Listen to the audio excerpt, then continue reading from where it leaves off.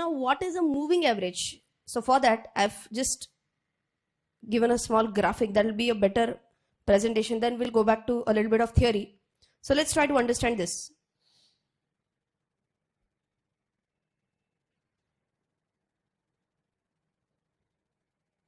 Right.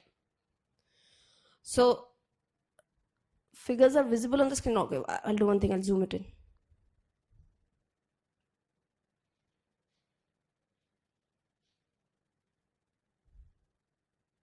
Now it's properly visible?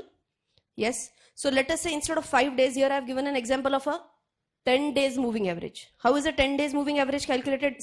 So here if you can see all these candles, okay, I have drawn on a graph of 100 to 900. Today we're going to talk a little bit about mathematics. Okay, so otherwise I can tell you a direct thumb rule. Choice is yours. I can tell you a thumb rule. If this is above this, then buy. If this is below this, sell, is what majority of the teachers would do for technical analysis. If you want that way, that will be like done in 2 minutes if you want. But if you want to know a little bit of mathematical base, then you'll have to revisit your school days, college days. Those who have done engineering, it's okay. They're living day in and day out in maths. But art students, if any year, they're going to feel like, what am I doing? Shall I go ahead with this? A little bit of maths? Yes, not too much hardcore, but yes, little basics. So plotting this on a graph, 300 here you can see, here it is, 700. For the third candle, what price do I take? Closing price. And here closing price will be this, no? It's a red candle. So it's going to be 400. For this candle, just go on telling quickly, 800. For your 900, this one, 400. With me? Yes. So that's what I've done, 300 plus 700 plus 400, whatever. Divided by, so this total comes up to 5,000. Divided by 10 is 500. Okay. Now tell me, if this were a moving average, then what would I be required to do? If the next day's observation comes up, okay, there's the 11th day now. What would I do for a 10-day moving average? Tell me. Oh, 10 days moving average plus 11th day divided by 11. Then I will say it is an 11 days moving average. Or I will say it will be an 11 days average. Very good. If it's a moving average, leave behind the past is the rule. Keep on moving. Leave observations from the past and keep the latest or the most updated observations in the calculation. So in our example, assume that the 11th day, here one more candle is drawn, assume, and let's say that is at 800. So which figure are you going to skip out of these? Skip the first one, 300, and which one will you add? 800, which would be the last candle. And again divided by 10 only, because it's a 10 days average.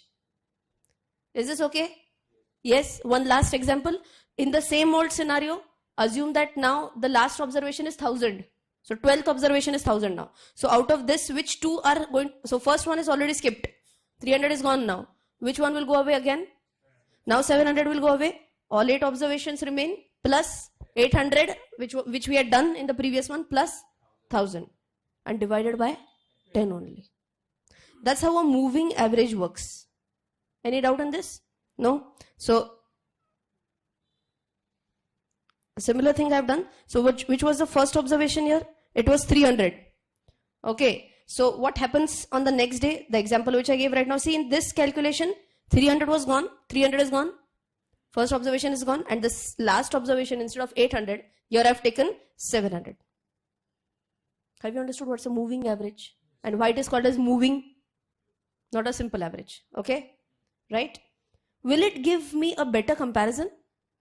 Because otherwise every time you will say as compared to those good old days, stock is either doing bad or good. And every time you can't compare with a golden period or whatever has happened long ago. We are comparing it with the recent few performances. Fair enough? Yes. So a little bit more of mathematics that, yeah, I guess this happened just now. Okay.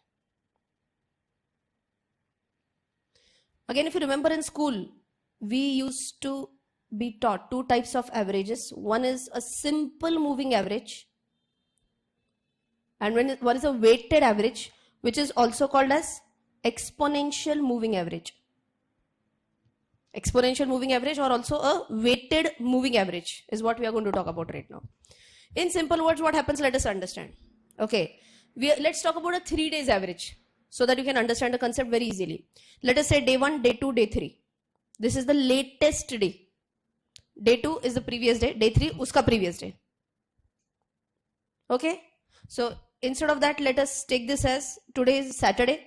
So let us say this is Friday's data, Thursday's data, and Wednesday's data. Okay, and assume this is 100, 90, 95. How would we calculate the average? Tell me. 100 plus 90 plus 95 divided by 3, and we would come to 95 as a simple moving average.